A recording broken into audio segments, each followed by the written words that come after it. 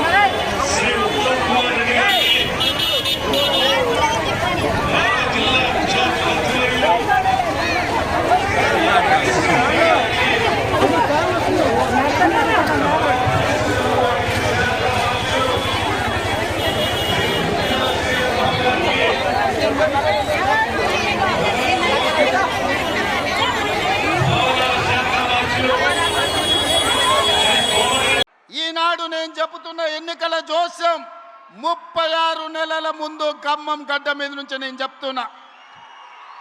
రాబోయే ఎన్నికలు 2029 డిసెంబర్లో జరగవు, 2028 డిసెంబర్లో జరగవు, 2029 మే జూన్ మాసంలో మన శాసనసభ ఎన్నికలు జరుగుతాయి. తెలంగాణ రాష్ట్రంలో ఉన్న 17 పార్లమెంట్లు సీట్లు 26 పార్లమెంట్లుగా మారుతాయి. 119 ఉన్న శాసనసభ నియోజకవర్గాలు 182కు పెరుగుతాయి. ఈరోజు చెప్తున్నా, 182 శాసనసభ నియోజకవర్గాలలో 117 సీట్ల పైన గెలిచి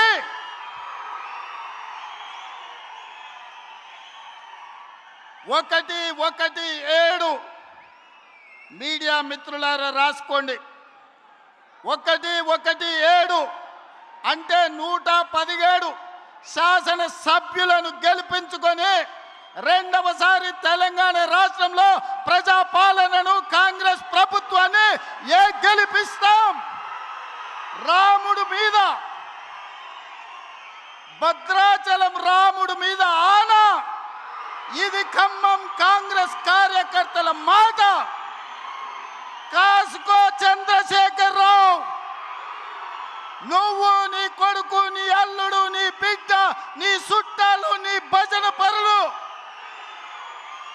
నీ ఒప్పందాల వాళ్ళు నీ దొంగ సర్వేలు చేసే దొంగ ఏజెన్సీలతో సహా గుర్తుపెట్టుకోండి. ఈ తారీఖు మన కన్నెపల్లి పోయిండు, మేడిగడ్డల నీళ్లు నింపండి, కన్నెపల్లి ఎత్తండి అని. అరే బుర్రత కూడా, ఒకవేళ మేడిగడ్డల గేట్లు దించి నీళ్లు నిలబెడితే మేడిగడ్డ ఇప్పటికే కుంగిపోయింది.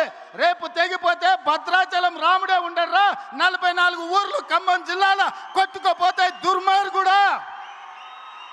నీ లుచ్చ రాజకీయాల కోసం మేడిగడ్డ నింపాలి, భద్రాచలం కొట్టుకుపోయేటట్టు చెయ్యాలా అని అడిగితే నోట్లో మాట లేదు. తెల్లారే అలా బావొచ్చాడు, వీళ్ళు కాంగ్రెస్ను ఓడిస్తాం, కాంగ్రెస్ రేవంత్ రెడ్డి సర్వే చేసుకుంటే మేం గెలుస్తున్నామని వచ్చిందని మాట్లాడుతున్నాం. అన్నం తినేటోడు ఎవడన్నా ఎన్నికలు ఎన్నడు ఉంటాయో తెలియకుండా, ఎవడు పోటీ చేస్తాడో తెలియకుండా, ఏ రిజర్వేషన్ ఉంటుందో తెలియకుండా, ఎన్ని సీట్లు పెరుగుతాయో తెలియకుండా, ఎన్నికలలో ఏం చెప్తామో తెలియకుండా ఎన్నికల సర్వేలు చేసి ఎవడు గెలుస్తాడో నిర్ణయిస్తాడంట.